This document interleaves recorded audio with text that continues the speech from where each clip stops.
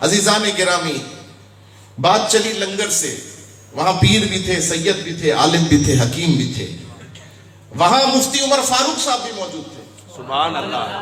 آج ہماری محفل کا واللہ دلہا جو ہے نا، یہ بیٹھا ہوا ہے، یہ ہماری محفل کا دلہا ہے. ہم اوپر بیٹھے ہیں، یہ ہمارے سامنے ایسے بیٹھے ہیں، واللہ ہمیں ایسے بیٹھنا چاہیے ان کے سامنے.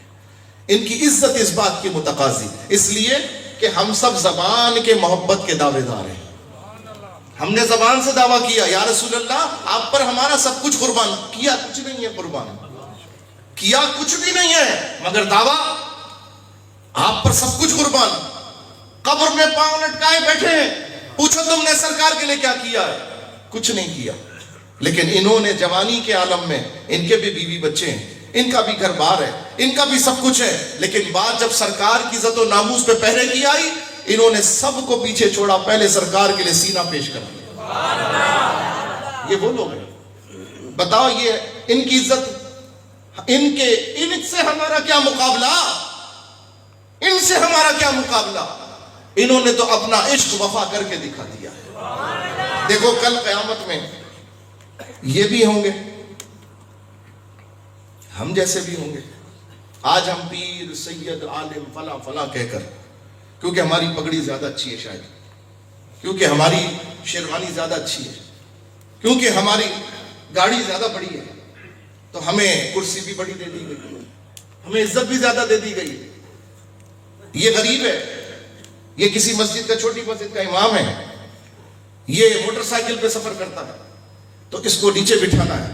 لیکن خدا کی قسم ذرا آنکھ بند کر کے تصور کرو، روز محشر میں بھی کھڑا ہوں گا، یہ بھی کھڑے ہوں گے، آپ بھی کھڑے ہوں گے، اور سامنے سرکار جلوہ گر ہوں گے. بتاؤ سرکار سے میں بھی محبت کا دعویٰ کروں گا، یا رسول اللہ لبیک یا رسول، یہ بھی کہیں گے لبیک یا رسول. دل پہ ہاتھ رکھ کے بتاؤ محبوب کی توجہ کس پر ہوتی ہے؟ بتاؤ دوستو. جس نے پیش کیا، ہم نے تو پیش نہیں کیا نا، ہم تو کچھ نہیں دے سکے. میرے مرشد، میرے شیخ، میرے استاد، میرے والد نسبتی، پیر طریقت، مرد مومن مرد حق، علامہ سید شاہ تراب الحق قادری رحمت اللہ علیہ. آپ مولانا نیازی صاحب کی باتیں بڑی بتاتے تھے.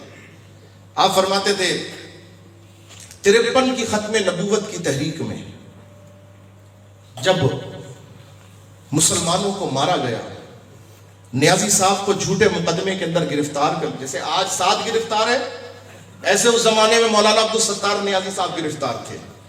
میرے بزرگ سفید داڑھی والے بزرگ جانتے ہوں گے اس واقعے. 1953 کی بات بتا رہا ہوں، میں نہیں تھا، میں نے بزرگوں سے سنا، آپ بھی نہیں ہوں گے. نوجوانوں، بچوں سنو، حضور کے نام پہ مسلمانوں نے کیسی قربانیاں دی ہیں. تحریک کیا تھی؟ ملک کا پہلا وزیر خارجہ قادیانی ہے، اس کو برطرف کرو. کون تھا؟ ظفر اللہ، پہلا وزیر خارجہ ملک کا. پاکستان آزاد ہوا، پاکستان کا پہلا وزیر خارجہ قادیانی تھا ظفر اللہ. اس نے محمد علی جناح کا جنازہ نہیں پڑھا. جنازہ ہو رہا ہے اس کے صدر کا، اس کے ملک کے صدر کا جنازہ ہو رہا ہے، اس نے جنازہ نہیں پڑھا.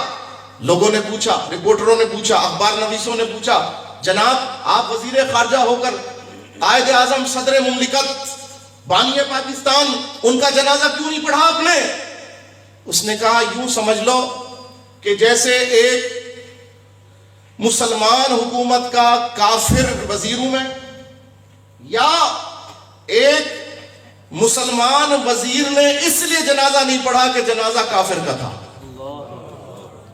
دیکھو وہ اپنے عقیدے میں کیسے پکے، وہ اپنے عقیدے میں کیسے پکے. لیکن ہم مسلمان، انگریز چلے گئے، لیکن انگریزوں کا اثر اتنا کہ ہم نے ان کے ایجنٹوں کو اپنا حکمران بنایا، وہ ہمارے بڑے بنے. 1953، آپ کو پتہ نہیں تاریخ پتہ ہے کہ نہیں پتہ. نوجوانوں کل نیٹ کے اوپر چیک کر لینا، یہ جو ہے لاہور کی جو مسجد جس میں آج ناچ گانا کیا جا رہا ہے، جس میں ایکٹنگ ہو رہی ہے، یہ جو مسجد لاہور کی وزیر خان مسجد کہلاتی ہے، آج اس میں فلمیں بنائی جاتی ہیں، آج ڈرامے بنائے جاتے ہیں، آج فلمی ایکٹریس ناچ ناچ کے دکھاتی ہے وہاں پر. अस्तगफिरुल्लाह, ये मुसलमानों के मुल्क में हो रहा। इसी मस्जिद के खतीब अल्लामा खलील अहमद कादरी साहब रहमतुल्लाह अलैह, आपने ये तहरीक चलाई 1953 के अंदर, 1953। क्या तहरीक थी? कादियानी वजीर खारजा को हटाया जाए, बरतरफ किया जाए। कादियानी वजीर खारजा को बरतरफ। ये मुसलमानों का मुल्क है, ये कादियानी तो इस्लाम के भी खिलाफ है, पाकिस्तान के भी खिलाफ है, इनको बरतरफ किया जाए। आज भी हम यही कहते हैं ना, किसी वजीर को कादियानी नहीं लगने देंगे, किसी कादियानी को वजीर नहीं लगने देंगे, कादियानी को सफीर नहीं लगने देंगे, कादियानी को बड़े ओहदे पर नहीं आने देंगे, क्योंकि ये ना इस्लाम के वफादार है ना पाकिस्तान के वफादार है। यही बात है कि नहीं है भाई? हम सब कादियानियों को गद्दार समझते हैं कि नहीं समझते? ये इस्लाम के भी गद्दार हैं, ये पाकिस्तान के भी गद्दार हैं। अजीजान गिरामी, अब वो गद्दार मुल्क का वजीर खारजा बना, 6 साल हो गए। कितने साल?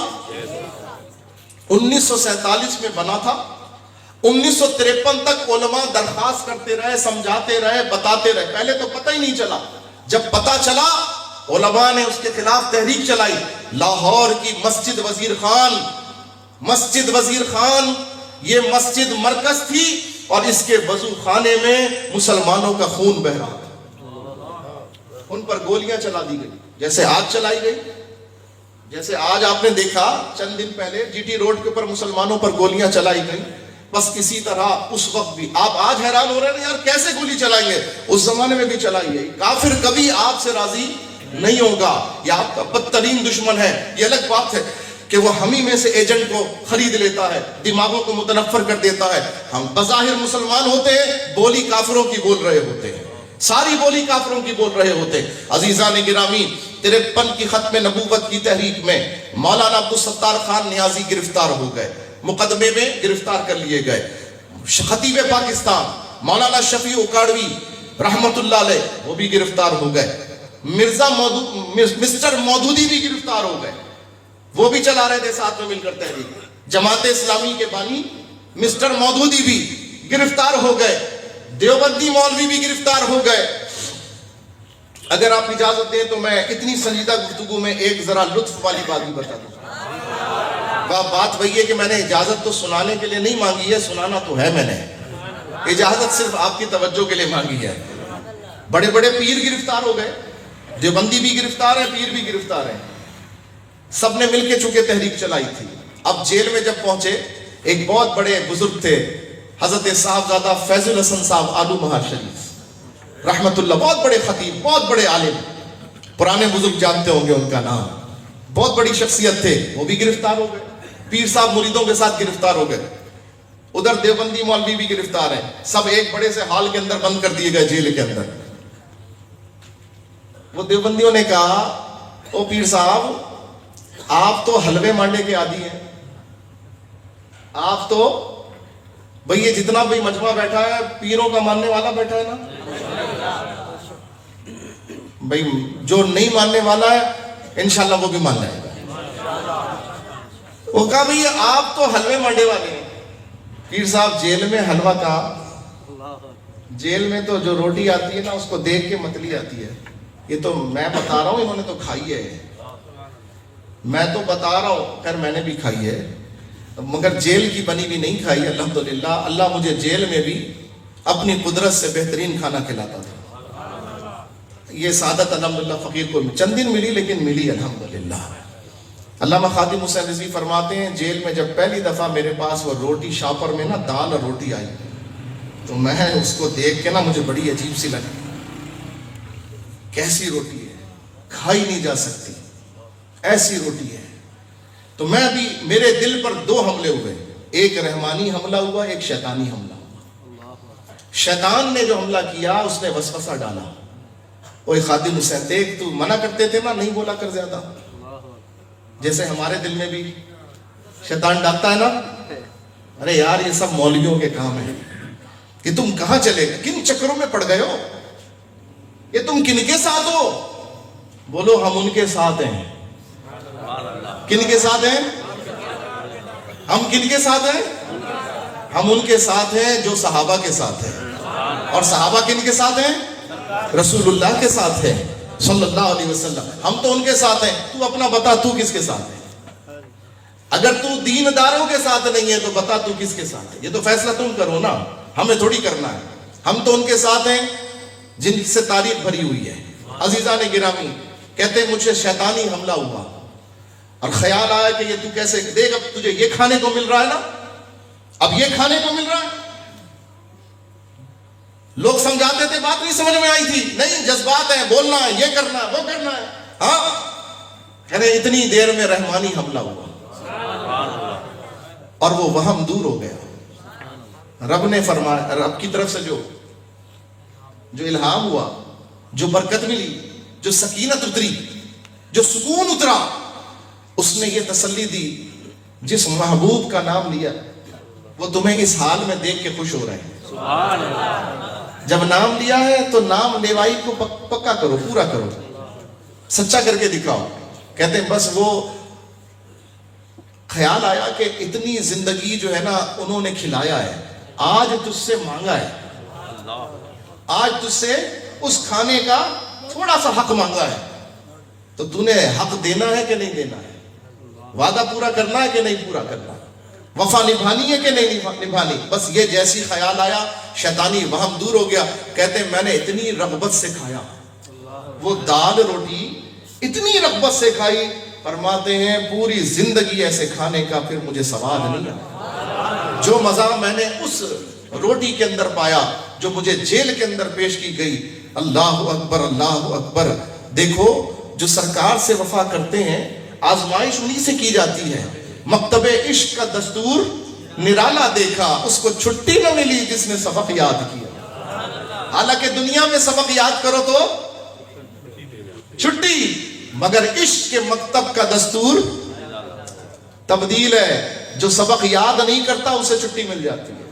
داتا صاحب کے مزار پر طوائفیں بھی آتی ہیں, چور بھی آتے ہیں, گنڈے بھی آتے ہیں, بدماش بھی آتے ہیں, اور بڑے خوش خوش چلے جاتے ہیں. کہتے ہیں داتا صاحب منت پوری ہو گئی, منت پوری ہو گئی, چلے جاتے ہیں. اور بہت سے ایسے ہیں جو برسوں آتے رہتے ہیں, مہینوں آتے رہتے ہیں, بار بار آتے ہیں, مگر منت پوری ہونے میں ٹائم لگ جاتا ہے, دعا پوری ہونے میں ٹائم لگ جاتا ہے. کسی کے دل میں وسوسہ آیا, داتا صاحب یہ کیا بات ہے, ہم تو آپ کے چاہنے والے ہیں, ہم نماز بھی پڑھتے ہیں, داڑھی بھی ہے, برے کام سے ہی بچنے کی کوشش کرتے ہیں, پھر ہم دعا مانگتے ہیں, ہماری دعا قبول ہونے میں اتنا ٹائم. اور یہ آتے ہیں چڑھاوے چڑھاتے ہیں, بس داتا جی کل ہی تو آپ سے کہا تھا, آج ہماری بات پوری ہو گئی, آج ہماری بات پوری ہو گئی. خواب میں داتا صاحب کا دیدار ہوا, عرض کیا حضور یہ مسئلہ. آپ نے فرمایا تم سمجھے نہیں راز محبت.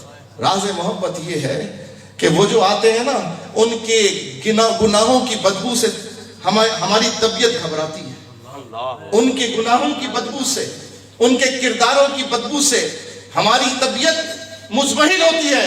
ہم رب سے دعا کرتے ہیں مولا ان کا کام جلدی کرا دے تاکہ یہ جلدی یہاں سے چلے جائیں, یہ جلدی چلے جائیں. اور جو پیارا آتا ہے نا اس کے اخلاص کی خوشبو سے دل مہک رہا ہوتا ہے, اس کے اخلاص کی خوشبو سے دل جھوم رہا ہوتا ہے. ہم دعا کرتے ہیں مولا کام تو ہو جائے مگر پیارا ذرا بار بار آتا رہے, سبحان اللہ, ابھی جائے نہیں پیارا یہاں سے. مکتب عشق کا دستور نرالا دیکھا, اس کو چھٹی نہ ملی.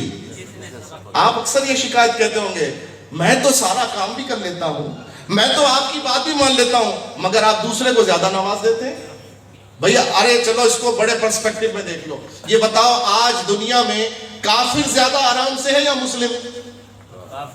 جی بتائیے, انگریز, یہودی, ہندو وہ زیادہ عیش میں ہے یا مسلمان؟ غیر مسلم اور مسلم اگر دنیا میں نظر ڈالو کون زیادہ عیش میں, کون زیادہ آرام میں؟ تو وہ اپنا ہے یا پرایا؟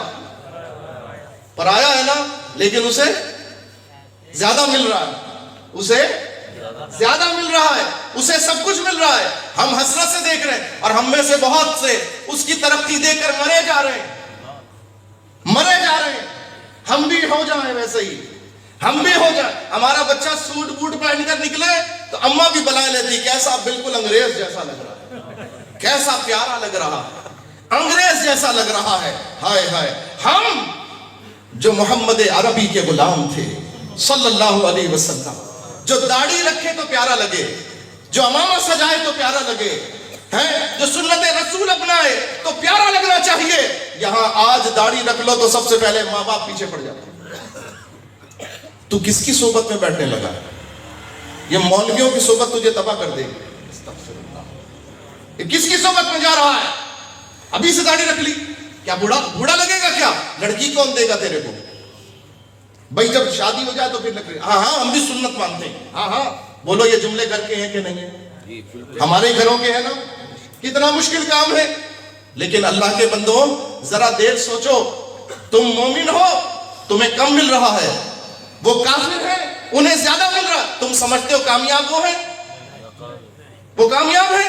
نہیں، وہ کامیابی نہیں ہے. انہیں ان کو جو کچھ ملنا ہے یہی ملنا ہے. تمہارا اگلا جہاں آخرت کا ہے، تمہیں آگے ملنا ہے. تم تو یہاں پر سرائے کی طرح ہو. سرائے تمہاری منزل نہیں ہے، منزل تمہاری آخرت ہے. تم دنیا میں سرائے کی طرح ہو، ایک کرائے کے مکان کی طرح ہو. کوئی کرائے کے مکان کوئی اپنی منزل سمجھتا ہے؟ نہیں. تم یہاں کرائے کی طرح ہو، سرائے کی طرح ہو. تو اپنا انداز بھی اسی طرح رکھو. جتنا رہنا ہے اتنی محنت کرو، جتنا رہنا ہے اتنی محنت کرو، اور جتنا رہنا ہے اچھے انداز سے رہو. دنیا کو گلزار بنا کر رہو، دنیا کو امن کا گہوارہ بنا کر رہو، دنیا کو اخلاق کا گہوارہ بنا کر رہو. سبحان اللہ. عزیزان گرامی، ہم نے محفل کی بات پھر لنگر پر آتی ہے. وہاں سید بھی تھے، پیر بھی تھے، عالم بھی تھے، بڑے بڑے لوگ تھے. مگر لنگر جو ہے وہ کچھ لوگوں کو نہیں ملا، کچھ لوگوں کو نہیں ملا. مجھے بڑا افسوس ہوا کہ انہیں لنگر نہیں. پہلی دفعہ ایسا ہوا کہ ان کو لنگر نہیں مل سکا. لوگ آئے تھے لنگر کے لیے، وہ دین کا لنگر بھی لینا چاہتے تھے، وہ جسم کی غذا بھی لینا چاہتے تھے، مگر کسی کو نہیں بھی ملا. آپ اور ہم سب بھی یہاں آئے ہیں، دونوں لنگر لینے آئے. ہم دین کی غذا بھی لیں گے اور جسم کی غذا بھی لیں گے انشاءاللہ، اور لے رہے ہوں گے. میرے خیال میں اب تک کی میری گفتگو میں دونوں غذائیں آپ کو مل رہی ہوں گی. نہیں ابھی دوسری غذا تو ملی نہیں ہے. ارے بابا، میں تو بعض دفعہ بڑی عجیب سی کیفیت میں ہوتا ہوں. ایک بزرگ کی خدمت میں رہتا تھا، وہ مجھ سے ایک دن کہنے لگے، بیٹا لوگ صبح کھاتے ہیں، 4 گھنٹے بعد والے کھانے کی تیاری میں لگ جاتے ہیں، پھر 4 گھنٹے بعد کھاتے ہیں، اس کے 5 گھنٹے بعد والے کھانے کی تیاری کی فکر میں لگ جاتے ہیں. ایسے ہی ہے نا؟ آپ نے صبح اٹھے ناشتہ کیا، دوپہر کے کھانے کی فکر، دوپہر میں کیا کھانا ہے، یہ کھانا ہے وہ کھانا ہے، ڈائٹ کرنی ہے، فلاں کرنی ہے، یہ کرنا ہے وہ کرنا. دوپہر میں کھا لیا، وہ رات میں کیا کھانا ہے. آپ نے فرمایا کوئی یہ نہیں سوچتا کہ میں اگر دنیا میں رہوں تو مجھے بھوک ہی نہ لگے. اس کے تو سوچتے ہو کہ مجھے بھوک اتنی لگ رہی ہے کہ کھاؤں کیا کھاؤں. لیکن اس کی فکر کوئی بھی نہیں کرتا کہ اگر ایک وقت کھا لیا ہے تو اب 2 وقت مجھے بھوک ہی نہ لگے، ایسا کھانا مجھے مل جائے. تو بعض دفعہ ایسا ہوتا ہے کہ بعض چیزیں ایسی ہوتی ہیں جو کھانے کا بدل بن جاتی ہیں. کل میری محفل کے اندر جو لوگ بیٹھے تھے، بعد میں مجھے انہوں نے میسیجز بھیجے اپنے گھروں میں جا کر. انہوں نے کہا واللہ ہم اس محفل میں جتنی دیر بیٹھے رہے، آپ نے محفل ختم کر دی، ہمارا دل نہیں چاہتا تھا کہ محفل ختم ہو. ہمارا دل یہ چاہ رہا تھا کہ کھانا ملے نہ ملے، سرکار کی محفل بیٹھے ہیں، سرکار کی باتیں سننے کو.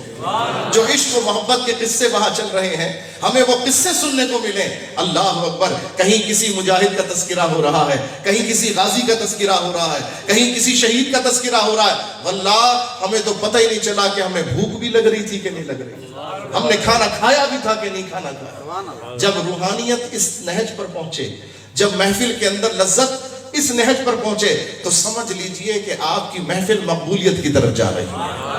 کیونکہ آپ کا مقصود، آپ کی نیت پھر دنیا نہیں رہی، آپ کا مقصود اور آپ کی نیت اللہ اس کے رسول کی رضا ہو چکی ہے. عزیزان محترم، یہ ان کی محفل میں ہم بیٹھے ہیں کہ جنہیں اللہ تبارک و تعالیٰ نے اپنے محبوب کی اولاد میں غوث اعظم بنایا ہے. یہ ان کی محفل ہے. سرکار غوث اعظم کی 11ویں ہے.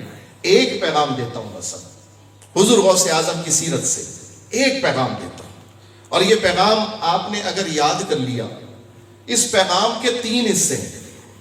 پیغام ایک ہے, حصے اس کے 3 ہیں. ایک واقعہ سناتا ہوں حضور غوث اعظم کی سیرت کا, اور اس سے سارا نتیجہ آپ کے سامنے نکال کے بتا دیتا ہوں. سرکار غوث اعظم رضی اللہ تعالی عنہ, آپ زمانہ طالب علمی کے اندر, نہیں واقعہ 2-3 ہیں. پہلا واقعہ یہ ہے کہ آپ کو یاد ہے کہ حضور غوث اعظم رضی اللہ عنہ جب 18 برس کے ہو گئے تو آپ اعلیٰ تعلیم حاصل کرنے اپنے قصبے سے بغداد شریف تشریف لے کر گئے. جب جا رہے تھے تو والدہ نے آپ کے کپڑوں میں 40 دینار چھپا کر رکھ دیے, سی دیے, بتا دیا بیٹا یہ تمہارا, کیونکہ ترکے سے والد کے 80 دینار ملا تھا. 40 بھائی کے لیے چھوڑ دیے اور 40 والدہ نے ان کو دے دیے. اور ایک نصیحت کی. بچوں آپ کو وہ نصیحت یاد ہے؟ بڑوں کو تو یاد ہے. میں نے کہا تھا بچوں آپ کو یاد ہے؟ یاد ہے. کیا نصیحت تھی؟ شاباش, زندہ باد, زندہ باد. سرکار غوث اعظم رضی اللہ عنہ کی والدہ نے فرمایا بیٹا حالت جیسی بھی ہو, کیفیت جیسی بھی ہو, معاملہ جیسا بھی ہو, آپ نے ہمیشہ سچ بولنا ہے. کیا کرنا ہے؟ سچ بولنا. حضور غوث اعظم نے کیا کیا؟ والدہ کی نصیحت پر عمل کیا. جب قافلے کو لوٹا گیا, ایک ڈاکوؤں کے ایک ساتھی نے آپ کو بھی پکڑ لیا, آپ کی تلاشی لی, اور تلاشی میں اس کو نہیں ملا, کچھ بھی نہیں ملا. اس نے ایسے ہی پوچھ لیا بیٹے نوجوان تیرے پاس کچھ ہے؟ آپ نے فرمایا ہے. اس نے پھر تلاشی لی, پھر کچھ نہیں ملا. اس کو غصہ آیا, اس نے کہا کہ تیرے پاس کچھ ہے؟